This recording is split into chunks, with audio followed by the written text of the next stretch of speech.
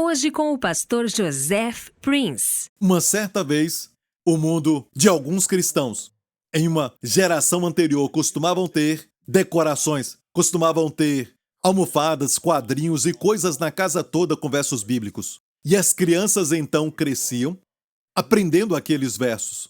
Eu me lembro de um amigo meu que hoje está nos seus 70 anos, que foi um guerreiro durante algumas guerras de Israel. E alguns o conhecem, que foi o homem que, de uma forma muito humilde, um homem incrível, cheio de conhecimento bíblico. Ele foi aquele homem que eu mencionei no livro, que ele foi pego numa troca de tiros e nenhuma bala o atingiu. E todos os homens do seu grupo viram isso, e eles até o perseguiam por causa da sua fé em Cristo Messias. Cristo como Messias, ok? A palavra Cristo é Messias. Mas zombavam dele porque ele era crente. E ele me falou isso. Eu perguntei para ele porque ele nunca ouviu falar da palavra de fé e pedir por proteção. E eu perguntei como você sabia que seria protegido durante a guerra. Ele disse que quando era pequeno, enquanto crescia na igreja do seu pai, naquela época era muito raro ter uma igreja em Israel. Uma igreja cristã feita de pessoas judias. Ele disse que na plataforma da igreja do seu pai tinha uma pequena pedra que foi cortada e tinha um verso nela, que ele olhava para ela enquanto a mensagem estava sendo pregada. Ele olhava para aquele verso na pedra. E o verso era: 1000 cairão ao teu lado e 10.000 à tua direita, mas tu não serás atingido. E ele acreditou naquilo. Amém? Quanto mais você vê, mais você crê. O meu filho viu uma mensagem que nós demos para a igreja, aqueles tipos de presentes que damos para toda a igreja, e estava escrito Viva a Vida Tranquila, lembra? Para colocar na geladeira. E um dia, enquanto ele fazia algo, eu estava desatento para uns pensamentos que eu estava tendo, pensamentos de preocupação e tudo mais. Ele veio a mim e disse: Viva a vida tranquila, pai! Eu falei com ele mais tarde: olha, você foi usado por Deus. Sabe, eu creio que Deus o estava usando aquela hora. E eu perguntei: onde você aprendeu isso? Ele disse: da geladeira. Ele disse. E escute bem, porque as crianças estão vendo tudo. Amém? Coloque a palavra de Deus em muitos lugares. Você vai encontrar a verdade sobre isso, que foi uma ordem do Senhor que nós encontramos em Deuteronômio, capítulo 11.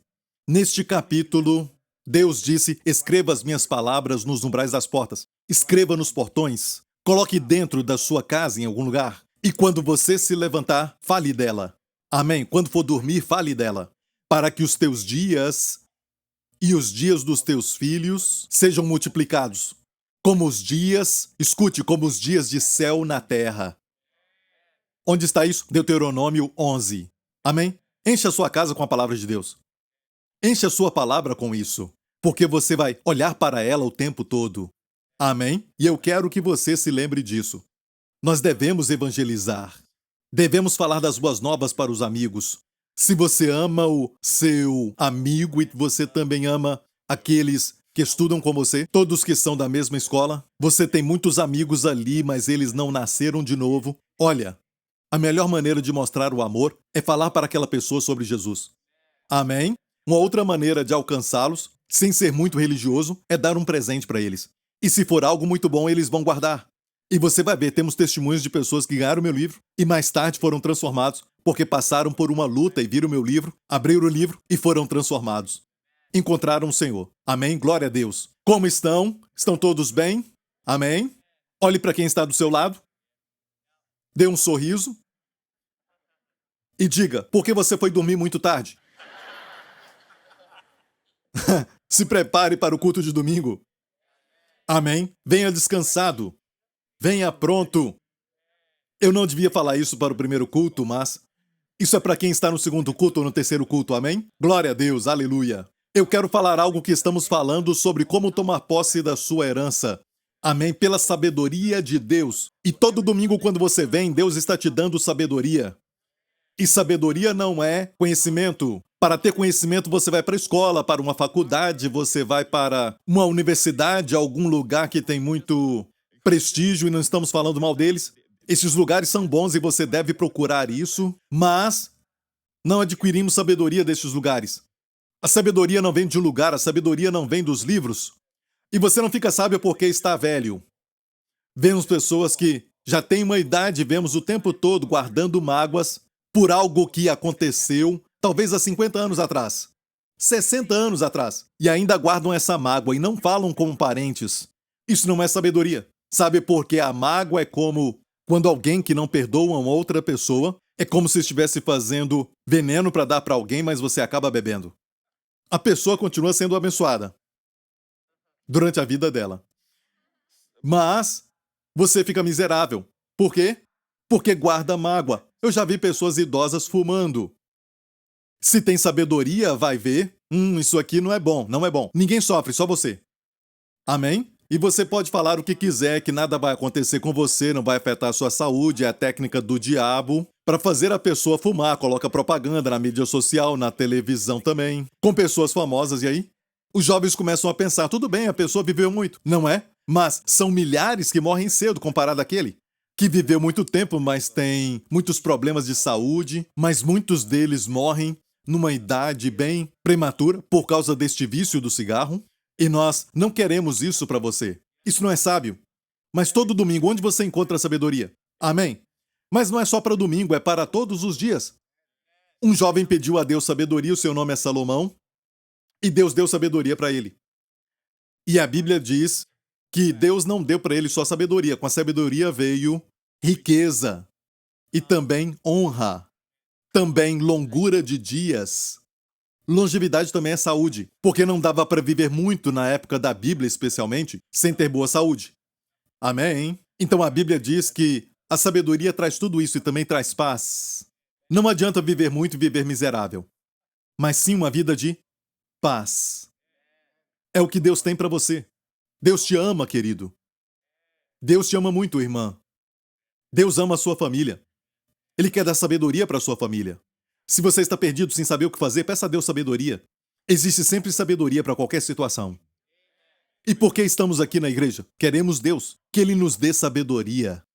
Porque o Senhor dá sabedoria. Da sua boca procede entendimento e conhecimento. E sim, Deus dá sabedoria até para descrentes. É uma sabedoria que está em toda boa dádiva. Mas não um dom perfeito, porque isso é para os filhos. Amém? Ele dá sabedoria para governar nações. Ele dá sabedoria aos juízes. Ele dá sabedoria. Ele dá. Você lê sobre isso? É chamada Hakam, sabedoria natural. Amém? E eu creio que posso até dizer que o nosso antigo primeiro-ministro, Mr. Lee Kuan Yew, recebeu de Deus sabedoria para governar essa terra, senão essa nação não seria o que é hoje. Amém? Temos uma parte no final dos tempos. Esta nação, Deus ama usar as coisas pequenas até esse ponto vermelho, para a glória do seu nome. Amém? Você ora pela nação? Mais uma vez. Você ora pela nação? Ok. Hoje vamos ver o que Deus tem para nós sobre como tomar posse da terra, é o que Deus tem colocado no meu coração. E se eu fosse pregar isso no natural, eu não queria pregar isso. Sabe por quê? Não é algo que eu tenho no meu coração para pregar, mas Deus falou que eu tenho que pregar sobre isso, porque é isso que os tem impedido de tomar posse da terra. Então eu pensei que seria algo como falta de fé, ou então, sabe, até falta de revelação, esse tipo de coisa, mas Deus me falou que não é isso. E se falta revelação, é esse tipo de coisa que os impede. E você vai ficar chocado quando ouvir isso, porque você vai pensar, por que o Senhor está pregando isso, Pastor Prince? Mas você vai ver como que te impede de ter sabedoria. E te impede de tomar posse da herança. Tem inimigos lá fora que querem roubar a tua herança. E outra coisa é isso, quando você lê as escrituras, lembre-se, os inimigos físicos de Israel hoje são os nossos inimigos espirituais. Aqueles eram sombras, eram tipos para mostrar para você a realidade daquilo que você está experimentando hoje. Tudo aquilo que lemos no Antigo Testamento que aconteceu com Israel e aconteceu a eles e foi escrito para a nossa admoestação. Tudo o que aconteceu. Número 1, a Bíblia revela a Cristo. É o número 1. E por que isso é importante aprender? Porque quem Cristo é, você também é nele. Tudo que Cristo possui, você é um coerdeiro com ele. Amém? Tudo que ele tem, você tem. Como ele é, assim somos nós neste mundo. Não lemos a Bíblia para nos encontrarmos, lemos a Bíblia para encontrarmos Cristo. E quando você encontra Cristo, se encontra a si mesmo. Amém? Porque agora o seu novo eu está em Cristo. Saiba que, assim como Deus vê Cristo, ele também te vê. Glória a Deus, você entendeu? E outra coisa é isso, tudo na Bíblia, até a topografia, e eu gosto de Israel porque tudo em Israel aponta para algum tipo de realidade que está no Novo Testamento. Algumas verdades que Deus quer que aprendamos para nos libertar. Tudo ali. Por exemplo, até as montanhas e os vales. Sabe, Deus fez isso com um propósito. Por que o Mar Morto é chamado Mar Morto? Porque ele é tão cheio de tantos minerais que a sua água fica muito condensada com os minerais que, mesmo a água estando lá, ela não sai dali. Então, ela entra, mas ela não sai. E este é o Mar Morto. E até as crianças aprendem disso, que quando você só recebe e você não dá, você se torna como o Mar Morto. E foi Deus quem planejou assim. Posso ouvir um amém? Quando João Batista veio, preparando o caminho para o Senhor Jesus vir, ele disse isso. Ele disse assim: preparai o caminho do Senhor, foi o seu clamor no deserto. Preparai o caminho do Senhor. E olha bem, preparai o caminho do Senhor no Antigo Testamento. Essa mesma frase foi profetizada e diz: preparai o caminho de Yahweh. Você não vê isso no grego, mas na verdade, ele não falava grego. João Batista falava hebraico, aramaico. Ele disse: preparai o caminho de Yahweh. Quer dizer que Jesus é Yahweh. Yud-Hei Vav-Hei. Amém? E ele disse que toda a montanha seja aplanada e que todo vale seja exaltado. Viu isso? Toda montanha seja aplanada e todo vale seja exaltado. E endireitai os caminhos do Senhor. Viu isso? A montanha é Jerusalém, que está a muitos pés acima do nível do mar. Amém? E na Galileia foi onde mais de 3/4 dos milagres de Jesus aconteceram na Galileia. A Galileia dos gentios foi onde a maioria dos milagres aconteceram. E a Galileia está muito abaixo do nível do mar. É um vale, e ele estava dizendo que o orgulho de Jerusalém seja batido e que as regiões mais baixas sejam exaltadas, endireitando o caminho do Senhor. E temos lição aqui sobre humildade e orgulho. Amém? Você ouviu o que eu falei? Amém? E nós vamos ler uma história agora e você vai ver o que o Senhor tem para você. Se removermos esse problema, a herança e todas as bênçãos vão se manifestar, porque não é você que está segurando, mas são essas forças. E Deus falou para Israel: olha, Israel, eu te dei a terra, mas os jebuseus estão lá, os amorreus estão lá, e também os cananeus estão lá. E Deus disse: vocês têm que expulsá-los. Amém? Vocês têm que eliminá-los. E olha bem, o que é físico, lá no passado eles tinham batalhas físicas e para nós hoje é espiritual. Talvez hoje você está lutando com pensamentos de ansiedade e preocupações. Alguns estão lutando contra pensamentos de depressão e realmente, olha, pensamentos terríveis. Isso pesa muito na sua cabeça. Talvez você está lutando contra sintomas no seu corpo e você está preocupado. Talvez você está lutando contra problemas em relacionamentos que envolve até mesmo um dos seus filhos. Seja qual for o caso, Deus quer te dar sabedoria. E esses são inimigos que, na verdade, prejudicam esse relacionamento e também a sua saúde e afetam até a sua mente. Eles são conhecidos como invasores. A terra não pertence a eles, mas eles invadiram a terra. Amém? E quando Deus falou Israel para eliminá-los é porque a terra não era deles. A terra é do Senhor. E muito antes deles entrarem na terra, houve um rei em Jerusalém chamado Melquisedeque. Lembra, ele levou pão e vinho e deu a Abraão. Abraão tem o direito de herdar toda aquela terra. Mas depois de centenas de anos, quando os filhos de Israel saíram do Egito e tentaram entrar naquela terra, haviam moradores ali, os cananeus estavam lá, e eles tiveram que eliminá-los. São invasores que estão na sua propriedade. Você está me ouvindo? E agora mesmo, se você olhar para a sua propriedade, você vai ver um grande demônio lá, assentado na sua propriedade. E Deus quer que eles saiam. E a cura vai chegar.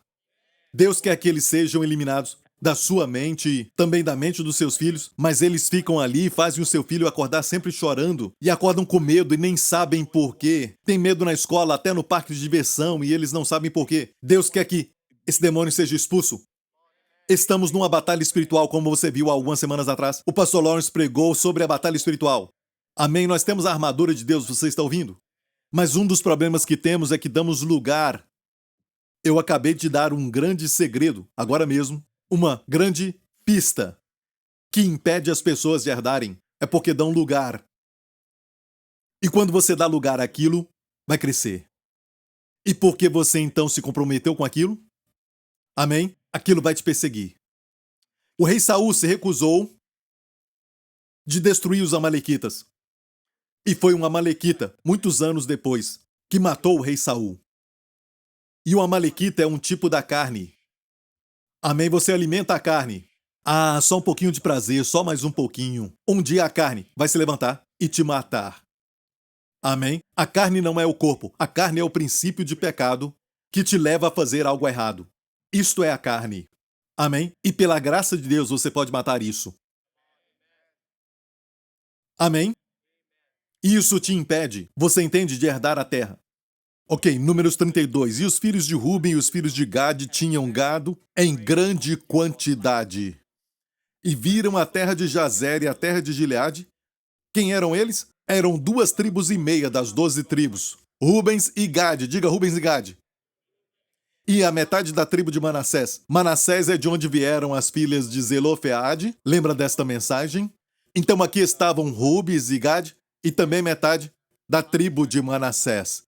E a Bíblia diz que eles tinham grande quantidade de gados. Eles tinham muitas vacas e bois e também muitas ovelhas, como sabemos. E quando viram a terra de Jazer e a terra de Gileade, essa terra de Jazer e Gileade agora ficam na Jordânia. Fica bem deste lado. Agora olha aqui para mim, ok? É melhor ver o mapa para entendermos. Aqui temos o mapa do país de Israel e aqui você vê toda a distribuição das tribos. Foi assim que receberam a herança deles durante o tempo de Josué, ok? Então, do lado direito, será que você pode ver Rubens e Gade e Manassés Leste? Na verdade, não estão na terra da promessa. Naquela época, ficavam do lado de fora da terra da promessa. Você percebeu isso? Eles ficavam do lado leste. Não tinham atravessado o Jordão, que é essa linha azul. Você vê ali também o Mar da Galileia? Certo? Dá para ver o Mar Morto ali? Certo, entre os dois está o Rio Jordão. Você se lembra quando Josué e todo o povo conseguiu atravessar o Rio Jordão? Depois disso, então, entraram na terra da promessa. Então, daquele lado não era a terra da promessa. Certo? Eles estavam, tecnicamente, na terra da promessa, mas eles não tinham atravessado para a terra da promessa. E essas 2,5 tribos tinham grande quantidade de gado, muito gado. Eles perceberam que esta terra tinha muita pastagem, muito alimento e também muito verde. Era um lugar para pastagem, para o gado deles. E olha isto. Todas as promessas que Deus fez sobre uma terra que mana leite e mel foram esquecidas. E falaram para Moisés: queremos ficar aqui deste lado. E Moisés ficou irado. Vamos ler então essa história aqui. Ok. Os filhos de Gade e os filhos de Ruben falaram a Moisés e a Eleazar, o sacerdote, dizendo... Eles citam alguns povos, alguns lugares, e eles dizem: a terra que o Senhor feriu diante da congregação de Israel é terra para gado, e os teus servos têm gado. Disseram mais: se achamos graças aos teus olhos, dê-se essa terra aos teus servos em possessão, e não nos faça passar o Jordão. Palavras tristes que Moisés ouviu: não nos faça passar o Jordão. E olha, porém Moisés disse aos filhos de Gade e aos filhos de Ruben: irão vossos irmãos a peleja e ficareis vós aqui? Porque, pois, desencorajais o coração dos filhos de Israel para que não passem a terra que o Senhor lhes tem dado? Moisés falou isso. E no verso 8, ele disse isso porque agora tinham 2,5 tribos a menos para lutar contra os invasores. Amém? Assim fizeram vossos pais quando os mandei de Cades Barneia a ver esta terra, chegando eles até o vale de Escol, e vendo esta terra, desencorajaram o coração dos filhos de Israel para que não entrassem na terra que o Senhor lhes tinha dado. Você se lembra dessa história? Ele enviou os espias que voltaram dizendo que tinha gigantes, muralhas espessas, não podiam tomar a terra. Josué e Caleb falaram, vamos possuí-la. Eles são pão para nós e a defesa deles se foi, amém? E Deus ficou triste, mas o povo queria apedrejar Josué e Caleb. Você fala a verdade e dizem que você é da teologia da prosperidade. Apedreje essa pessoa. Agora não apedrejam, mas colocam na mídia social e em todos os tipos de comunicação e falam que você é pregador da teologia da prosperidade, que você vive pregando que as pessoas vão prosperar e tudo mais. E foi exatamente isso que Josué e Caleb falaram para o povo de Israel. A terra é boa, olha a uva próspera, bem grande. E disseram, vocês estão dando a esperança falsa, vamos apedrejá-los. Olha bem, Deus então entrou em ação e disse para Moisés, estou triste, porque eles falaram que não podem possuir a terra. A terra que Deus tinha prometido que mana leite e mel. Não era uma terra... Escute, não era uma terra cheia de leite e mel. Manava, você sabe o que é isso? Dá uma ideia de abundância. Quando Deus te abençoa e a sua bênção está manando, tem duas coisas, o cálice transborda. A ideia de abundância, manar também quer dizer o quê? Você abençoa outros. Então Deus não disse que a terra está cheia de leite e mel, mas uma terra que mana com leite e mel. Amém? Hoje, o fato é que temos uma herança em Cristo. Amém? Não é simplesmente uma ideia de herança qualquer, mas é uma herança que vai manar, vai fluir, amém? Glória a Deus! E aqui neste texto, Moisés os faz lembrar desse desencorajamento aos filhos de Israel. E ele faz uma lista de tudo o que aconteceu e como Deus então rejeitou aqueles com mais de 20 anos que morreram todos no deserto. E os com menos de 20 anos viveriam com Josué e Caleb e entraram na terra da promessa. Ok? Isso aconteceu na época de Josué. E muitos morreram ali. Eu também não quero morrer no deserto, ali não é o seu lugar. Essa geração que não possui a sua herança. E por isso Deus deu a sabedoria a Hesed, para que essa sabedoria nos faça capazes de possuir o que Deus tem para nós. Deixe-me fazer uma pergunta. A sua herança foi atacada recentemente? Você tem experimentado sintomas estranhos no seu corpo? Você tem experimentado, de repente, acordar com ataques na sua mente? Você tem ataque de pânico? Ansiedade? Você tem sido atacado no seu sono e não consegue dormir? Os seus relacionamentos foram atacados? Alguns relacionamentos foram estragados, acabaram, por causa de coisas pequenas que foram ditas. E parece que é um ataque contra você. Você precisa abrir seus olhos e perceber que você tem um inimigo que quer acabar com você. Amém? Você não luta por algo, você já tem aquilo. Mas o problema é que, mesmo tendo essa posição, tem invasores na nossa terra e precisamos expulsá-los. Precisamos ver quem são eles. Amém? E olha bem, esse pessoal não pensou. Esse pessoal da tribo de Rubens, Gad e Manassés não pensaram na terra da promessa. Olha, tudo o que eles pensaram, nós falaríamos hoje, queriam só ter lucro, queriam só fazer dinheiro. A herança não é importante, mas não pensaram que a herança inclui até dinheiro que Deus tem para nós. Mas se comprometeram e quando fizeram isso, para ganhar, acabam perdendo. Vai ser de qualidade inferior. Posso ouvir um amém?